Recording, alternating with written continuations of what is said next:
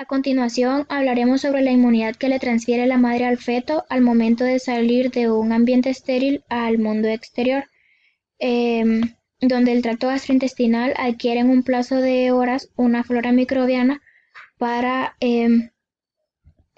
para lo cual el animal podrá sobrevivir al medio ambiente por un periodo de tiempo determinado hasta que se termine, y eso conlleva el proceso de vacunación del animal tiempo después de que la madre le ha transferido al feto mediante el calostro las inmunoglobulinas necesarias. Sabemos que cuando un mamífero nace, surge del útero estéril a un ambiente donde se expone inmediatamente a un sinfín de microorganismos.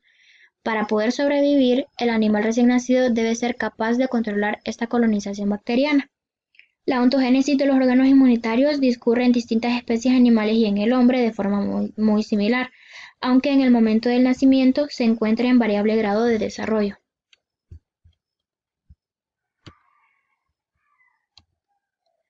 Dentro del desarrollo del sistema inmunitario, este se desarrolla en una serie de etapas y en cada una se capacita al feto para que pueda responder a más antígenos. El timo es el primer órgano linfoide en formarse, seguido de los órganos linfoides secundarios que son los ganglios linfáticos, el vaso y el mal, que este es el tejido linfoide que compone las mucosas que podemos encontrar en el tracto gastrointestinal, en el respiratorio y en el genitourinario. Las células que contienen inmunoglobulinas se desarrollan un poco después de la aparición del vaso y de los ganglios linfáticos, pero los anticuerpos casi nunca se encuentran hasta la parte final de la vida fetal, si es que aparecen antes del nacimiento. La capacidad fetal para responder a los antígenos se desarrolla muy rápidamente luego de que aparecen los órganos linfoides, pero no todos los antígenos tienen la misma capacidad para estimular el tejido linfoide fetal. Por esta razón es que se maneja la posibilidad de reaccionar a la mayor parte de los antígenos extraños que se obtengan en un lapso muy breve. La capacidad para establecer respuestas inmunitarias de tipo celular se desarrolla en el mismo tiempo que la producción de los anticuerpos. Los órganos fetales y en parte también el organismo del recién nacido no puede reaccionar todavía ante una acción antigénica con la misma intensidad inmunológica con la que reaccionaría un individuo ya adulto. A continuación, tenemos algunos sistemas inmunitarios específicos de mamíferos. En los potros, el periodo de gestación de la yegua es de aproximadamente 340 días. Las células linfoides se observan por primera vez en el timo entre los 60 y los 70 días, entre los 60 y los 80 días después de la concepción. Se encuentran en los ganglios linfáticos mesentéricos y en la lámina propia intestinal a los 90 días y en el vaso a los 175 días. Los linfocitos sanguíneos aparecen hasta los 80 días y es posible observar algunas cuantas células plasmáticas a los 240 días. Los potrillos recién nacidos tienen cantidades séricas detectables de inmunoglobulina G y de inmunoglobulina M. El sistema del ternero se forma al principio de la vida fetal, aunque el periodo de la gestación de la vaca es de 280 días. El timo ya puede reconocerse a los 40 días de la concepción, la médula ósea y el vaso aparecen a los 55 días, los ganglios linfáticos pueden observarse a los 60 días y el momento de la aparición de los anticuerpos séricos depende bastante de la sensibilidad de las técnicas que se usen. Por consiguiente, no es accidental que las respuestas inmunitarias detectables sean aquellas dirigidas a virus y que por ello se requieran de pruebas muy sensibles de neutralización viral. Existen informes de que los terneros responden a los rotavirus a los 73 días, a los parvovirus al día 93 y el virus 3 para influenza a los 120 días. Los linfocitos sanguíneos de los bovinos pueden responder a la fitohemaglutinación, a la concavalina A y al mitógeno de la fitolaca entre los 75 y 80 días, pero esta capacidad se pierde temporalmente hasta el momento del nacimiento a causa de las altas concentraciones séricas de esteroides. En los corderos, el periodo de gestación de la oveja es de 145 días y se pueden detectar células positivas a la clase 1 del complejo mayor de histocompatibilidad en el día 19 y a la clase 2 de este mismo complejo se pueden detectar células positivas en el día 25. El timo y los nódulos linfáticos se reconocen a los 35 y los 50 días de gestación respectivamente. Los folículos asociados al intestino aparecen en el colon a los 60 días, las placas de Peyer del yeyuno entre los días 70 y 80 y las del ilion entre los días 110 y 115. Los linfocitos se aprecian en la sangre de los corderos en el día 32 y las células CD4 y CD8 aparecen en el timo entre los días 35 y 38. Los linfocitos B se detectan a los 48 días en el vaso y algunos corderos fetales pueden producir anticuerpos frente al virus de Acabane, que este es un virus producido por insectos que provoca trastornos congénitos a nivel del sistema nervioso central. Pero como ya les había dicho, algunos corderos fetales pueden producir anticuerpos frente a este virus ya en el día 50 de la gestación. En los lechones, el periodo de gestación de la cerda es de 115 días en promedio. El timo se desarrolla a los 40 días después de la concepción.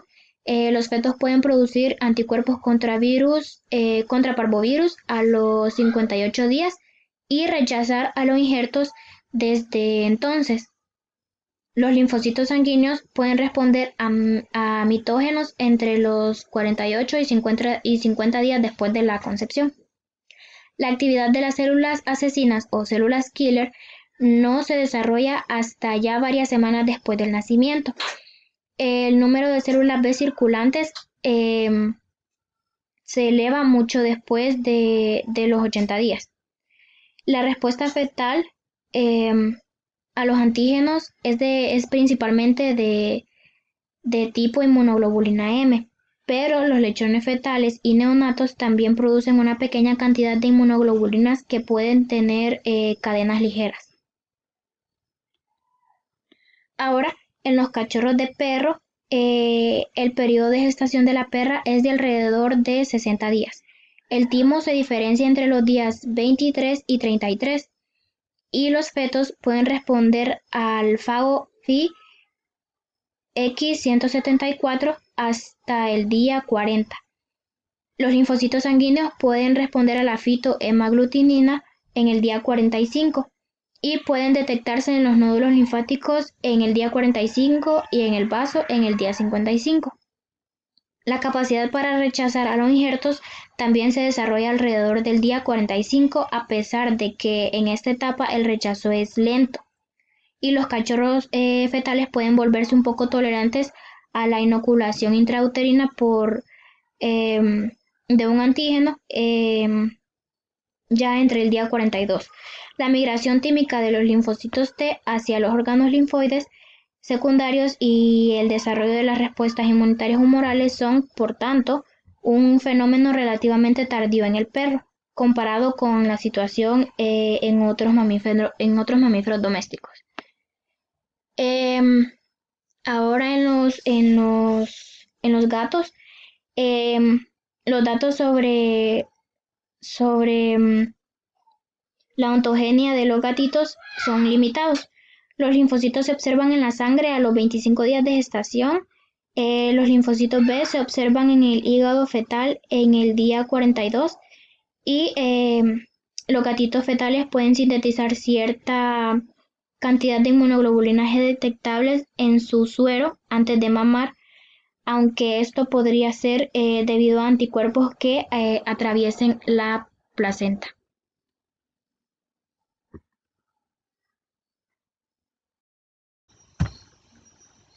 El sistema inmunitario e infección intrauterina. El sistema inmunitario no es totalmente funcional en el momento fetal y en consecuencia de algunas, estas infecciones pueden ser leves o inapetentes en la madre, pero pueden ser graves o letales en el feto. Así podemos ver la lengua azul, la rinotraqueitis bovina, infecciosa bovina, el herpes bovino tipo 1, la diarrea vírica bovina, que voy a hablar en específico de ella, adelante, toxoplasmosis y las respuestas fetales por lo general desencadenan una respuesta inmunitaria, ya sea una hiperplasia linfoide, y los niveles elevados de las inmunoglobulinas. Todo esto sugiere a la infección en el útero, por lo que este no ha mamado. Y aquí la respuesta se ve influenciada por el estado inmunológico del feto. Los efectos que este virus produce, la diarrea vírica bovina, que la vamos a abreviar por BV-DV, dependiendo, esto va a depender del momento de infección en la madre. Como estamos hablando de los bovinos, vamos a recordar de que la vaca tiene una gestación de 280 días a 283, que equivalen a 9 meses. Y si se infecta de 0 a 50 días, este puede abortar. Entre los 50 a 120 días va a presentar una tolerancia al virus y va a ser una infección asintomática. Los fetos van a ser virémicos, van a ser positivos y no van a poder ser usados para infecciones, para fines comerciales o de cría. Las manifestaciones de estos van a ser problemas neurológicos leves, retrasos del crecimiento, y la mayoría van a ser muy normales. Entre los 100 y los 180 días de gestación que este se infecte, van a presentar malformaciones en el sistema nervioso central, como lo cual es la médula espinal y el cerebro. Estos pueden ser afectados también los ojos, así como defectos en la mandíbula por atrofia o también retraso del crecimiento. Si se infecta después de los 150 a 180 días, suelen ser normales, suelen ser asintomáticos, pero todos estos, cuando se vacunan con una vacuna viva de un serotipo diferente que el virus, que más adelante les voy a hablar de los tipos de virus de vacuna, del virus de la diarrea vírica bovina, estos presentan anticuerpos neutralizantes, pero a pesar de todo, el virus persistirá y suelen morir por infecciones leves como neumonía mucho tiempo después, antes de alcanzar la edad adulta. Y los dos tipos de diarrea viral bovina, está el citopático, que esto induce en la producción de interferón tipo 1 y no causa una infección persistente. Y sí producen una enfermedad, pero es la enfermedad de las mucosas, que es una diarrea profusa y causa la muerte. No todos son capaces de producir anticuerpos neutralizantes o linfocitos T contra esta infección. Y la infección no citopática, que esta sobrevive el ternero y causa infecciones hasta agotar sus linfocitos T.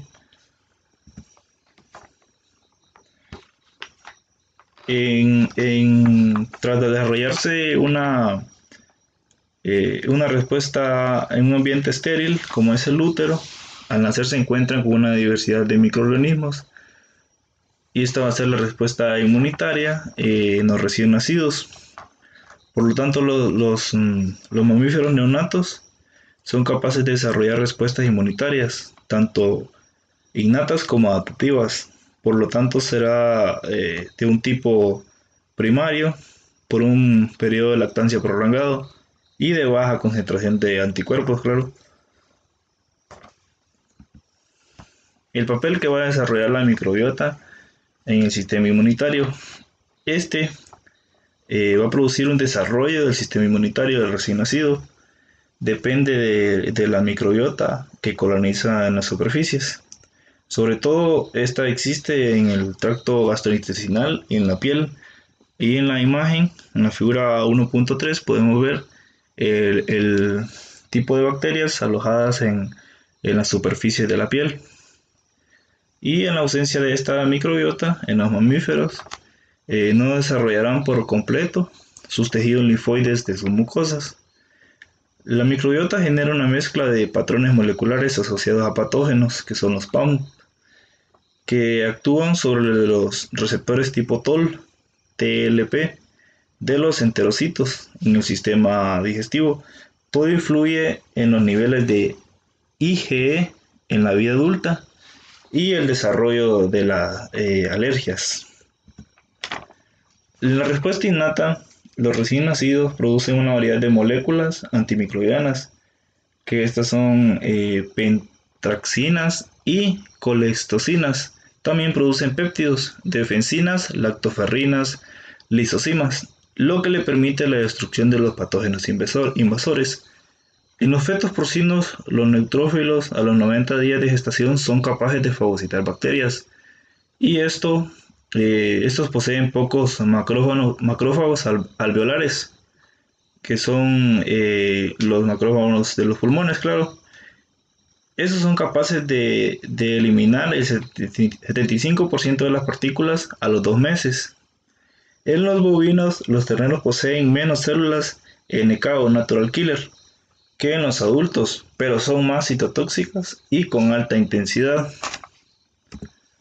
La inmunidad adaptativa se ha analizado con detalle, pero en potros nacidos, que se ven susceptibles a infecciones por Rhodococcus X, la cual es encontrada en las camas de los animales.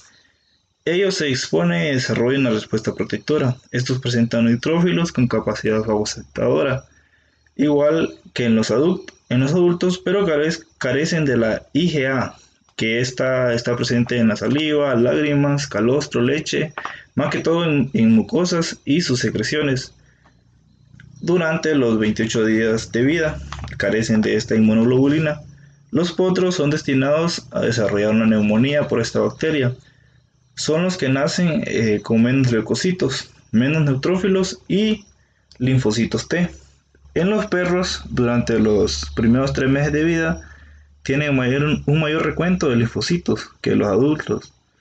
En cambio, los linfocitos T son bajos luego de 6 meses, donde ocurre la involución del tiempo. Algunos transfieren, como conocemos, algunos transfieren su inmunidad innata a través de la placenta y el calostro, que mis compañeros los van a hablar más adelante. Transferencia de la inmunidad de la madre a la descendencia. La vía por la que llegan los anticuerpos está determinada por la estructura de la placenta.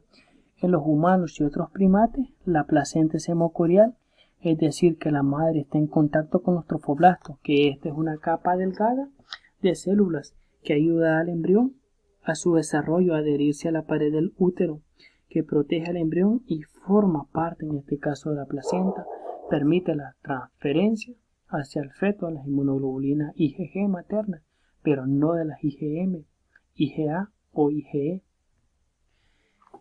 Los perros y gatos tienen una placenta endotelio-corial en la que el epitelio coriónico está en contacto con los capilares maternos. En estas especies pueden transferirse de 5 al 10% de las IgG de la madre hacia los cachorros, y la mayor parte se suele adquirir en el calostro. La placenta de los rumiantes es intesmoscorial, es decir, que el epitelio coriónico está en contacto directo con los tejidos uterinos. En los caballos y cerdos, la placenta es epitelio-corial, estando el epitelio coriónico fetal en contacto con epitelio uterino intacto. Es importante, en estos animales no hay paso de las inmunoglobulinas por medio de la placenta. Los recién nacidos dependen totalmente del calostro que van a ingerir en sus primeras horas de vida.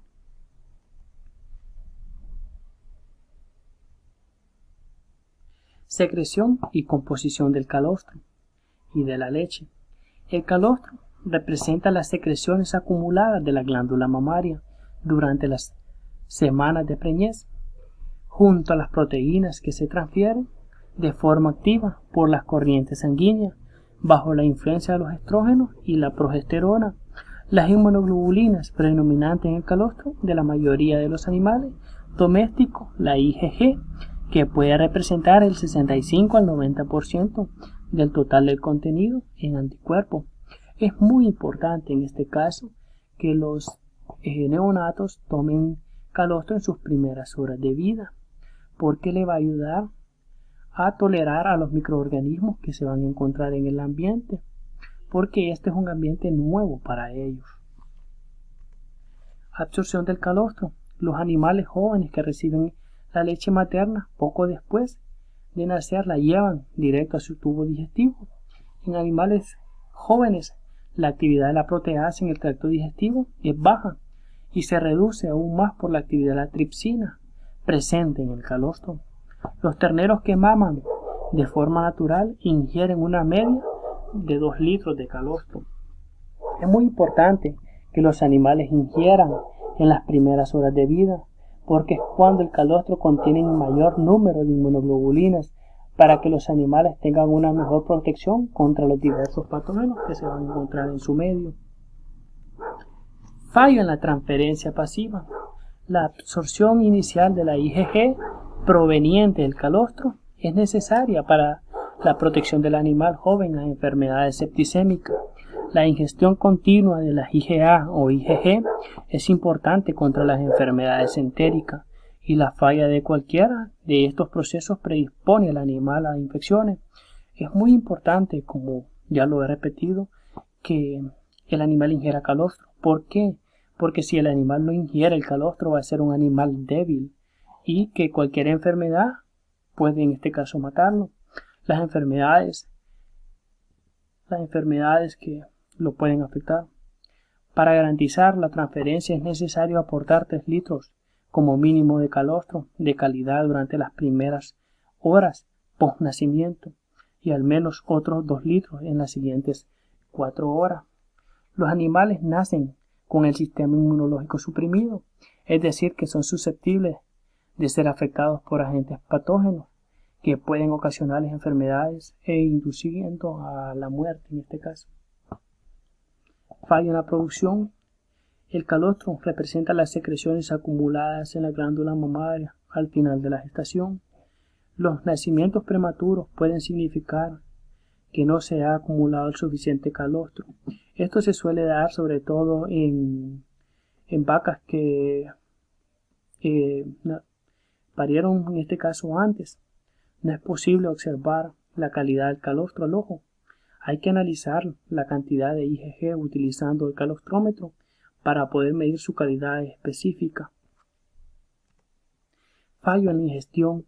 En los animales que tienen bastantes crías, como en el caso de los cerdos y ovejas, la ingestión puede ser inadecuada en estos partos múltiples, simplemente porque la cantidad de calostro producido no aumenta en proporción del número de recién nacidos.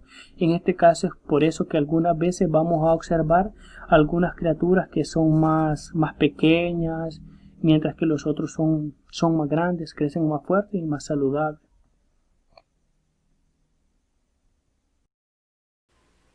El fallo en la absorción intestinal representa un problema muy importante en cualquiera de las especies, pero en este caso se toma en cuenta en los potros no solo por el valor, sino porque incluso con buenas prácticas de manejo, alrededor del 25% de los potros recién nacidos no pueden absorber suficiente cantidad de inmunoglobulinas.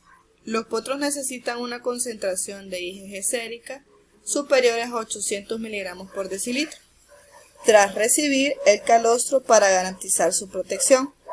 Los que presentan una concentración superior a esta cifra tienen mayor riesgo de infección. En el diagnóstico del fallo de la transferencia pasiva, en lo que es el potro, se puede realizar cuando han pasado 18 horas de nacido, cuando la absorción de anticuerpos ha finalizado. En este diagnóstico se tomarán en cuenta 3 métodos para su diagnóstico, el cual el método más rápido y económico es la prueba de turbidez con sulfato de zinc, que lo que realizará es una insolubilización de las globulinas, de manera que si no se ha producido nada de transferencia, la mezcla permanecerá en un tono claro. El segundo método de diagnóstico será la inmunodifusión radial simple, que es un método más preciso que la precipitación, debido a que es tanto cuantitativa como específica para la IgG. El tercer método será lo que es la prueba de aglutinación con látex, que lo que realiza es cuantificar los niveles de IgG. Se recubren con anticuerpos anti-IgG equina que aglutinan en presencia de IgG. Este método tardará dentro de unos 10 minutos utilizando sangre completa de potro o bien el suero, dando así un diagnóstico preciso y rápido. En estas imágenes lo que representan son los 3 tipos de diagnóstico que se pueden realizar, la cual la primera imagen que es la que está al lado izquierdo. Esa es lo que es la prueba de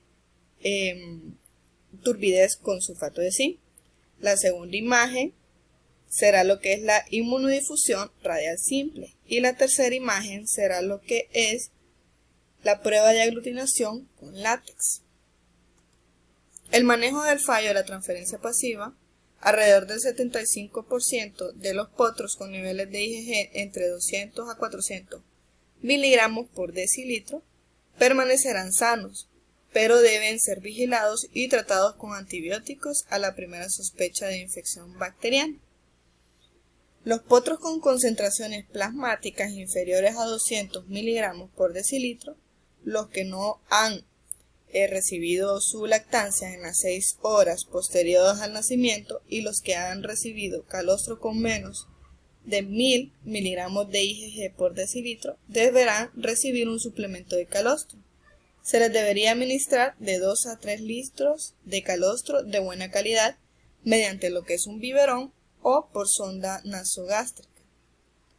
Si no se puede dar esta primera opción de transfusión, se puede realizar lo que es la extracción de la sangre siguiendo prácticas asépticas utilizando heparina o sustrato sódico. El fallo en la transferencia pasiva en el ternero tiene una connotación similar a lo que está expuesto para el potro. Los terneros con concentraciones de IgG sérica inferiores a 1000 miligramos por decilitro a las 24 horas de nacimiento tienen un porcentaje de mortalidad más elevada. Se debe realizar un enriquecimiento al calostro comercial con anticuerpos específicos para proteger el ternero frente a patógenos potenciales. La inmunidad mediada por células en la leche. El calostro lo que está cargado de lo que son linfocitos. En lo que es la especie porcina, el 70 y el 80% son linfocitos T. El calostro bovino también contiene lo que es la mitad de linfocitos T.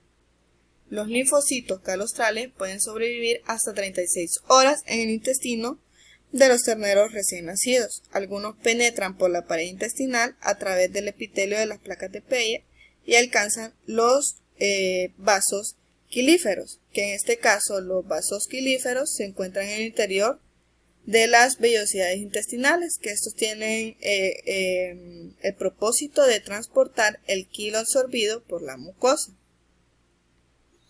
Y si no se transportan a través de los vasos quilíferos, los nódulos linfáticos serán por los nódulos linfáticos mesentéricos. Se ha observado que la presencia de linfocitos maternos en la circulación de lechones 2 horas después de haber recibido calostro con células marcadas, por lo que es posible que se transfiera inmunidad mediada por células a los recién nacidos por este mecanismo. El desarrollo de la inmunidad adquirida en los animales recién nacidos estará mediada por dos sistemas, que es la inmunidad local y la inmunidad sistémica. La inmunidad local es cuando los tejidos linfoides intestinales de los animales recién nacidos responden rápidamente a los antígenos ingeridos. Los terneros vacunados frente a coronavirus por vía oral al nacer son resistentes a coronavirus virulento de 3 a 9 días. Lo mismo con los lechones vacunados por vía oral 3 días después del nacimiento con vacunas de virus de la gastroenteritis entre 5 a 14 días después. En lo que es la inmunidad sistémica, los anticuerpos adquiridos por un animal joven por la ingestión del calostro de su madre inhiben su capacidad para desarrollar sus propias defensas inmunes. Como resultado, los animales muy jóvenes son incapaces de responder a la inmunización activa mediante el uso de vacunas. Esta es causada por los linfocitos B, quedando la respuesta de los linfocitos T fundamentalmente intactas. Dentro de este habrán varios mecanismos que expresan esta supresión. La más sencilla es la neutralización casi inmediata del antígeno vírico en las vacunas vivas, antígeno por los anticuerpos maternos. Esto evitaría la replicación de antígenos para sensibilizar a los linfocitos B. Por otra parte, este mecanismo puede no ser responsable de la inhibición de las respuestas inmunes a las vacunas no vivas. El segundo mecanismo sería lo que es la inhibición, que resulta de la unión de los anticuerpos a los receptores FC de los linfocitos B. Se realizó un estudio con ratones en los que los receptores FC fueron eliminados, demostrando que la incapacidad de los anticuerpos maternos para inhibir las respuestas de anticuerpos. Esto no resulta afectada. De igual forma, la propuesta de que los anticuerpos maternos se unen al antígeno, que luego se elimina por fagocitosis. La tercer mecanismo es que los anticuerpos maternos simplemente enmascaran los epitopos de los antígenos vacunales y así evitan su reconocimiento por los linfocitos B del animal. Esta respuesta puede ser compatible con la inhibición de la respuesta de linfocitos T. Así, para una dosis específica de vacuna se puede desencadenar lo que es una respuesta inmune, no solo cuando los títulos de anticuerpos maternos caen por debajo de un umbral crítico.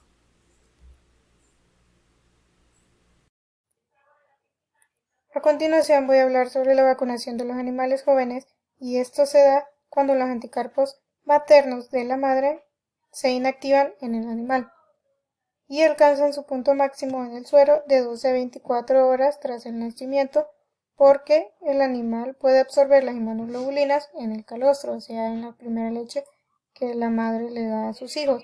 Una vez nacido el animal, la vacunación activa, o sea, la vacunación que le da un médico veterinario, va a ser eficaz cuando la inmunidad pasiva ha decaído, o sea, la inmunidad pasiva es la inmunidad que le transfiere la madre al hijo, porque los anticuerpos que le transfirió la madre pueden inactivar la vacuna que se le coloque, ya que estos siguen siendo anticuerpos. En el siguiente esquema, para la mayoría de los perros, los anticuerpos maternos caen entre la semana 9 y algunos la semana 12, y 9 de cada 10 perros van a caer en la semana 8 y 1 de cada 10 perros en la semana 12, como podemos ver en las líneas azules. Esto va a ser aproximadamente, por lo cual se recomienda vacunar entre la semana 7 u 8 y hacerlo cada 15 días, tanto que la última sea la semana 16, como podemos observar en el esquema. La inmunidad pasiva en el pollo. Al eclosionar, las aves salen del ambiente estéril, o sea, del huevo. Al igual que los mamíferos, necesitan ayuda inmunológica temporal. Las inmunoglobulinas séricas se transforman eficazmente desde el suero de la gallina hacia la yema, mientras el huevo está todavía en el ovario. Además, lo que nosotros podemos ver aquí en la siguiente imagen es que al descender el huevo fertilizado por el oviducto, se adquiere la inmunoglobulina M y la A de las secreciones del oviducto junto a la albúmina. Como podemos ver, aquí está la inmunoglobulina Y, la cual se encuentra en la sangre. A medida que el embrión del pollo se desarrolla en el huevo, absorbe la inmunoglobulina Y de la yema, como hace poco mencioné, luego aparece en la circulación. Al mismo tiempo, la inmunoglobulina M y la A de la albúmina se difunden hacia el líquido amniótico y el embrión las ingiere. Así, cuando un pollo eclosiona, posee la inmunoglobulina Y en su suero y la inmunoglobulina M y A en su intestino. Los pollitos recién eclosionados no absorben todos los anticuerpos del saco vitelino hasta las 24 horas tras la eclosión. Estos anticuerpos maternos impiden la vacunación con éxito hasta que desaparecen a los 20 días tras la eclosión, o sea, mediante el animal sale del cascarón, y pues esto es algo parecido a los animales mamíferos.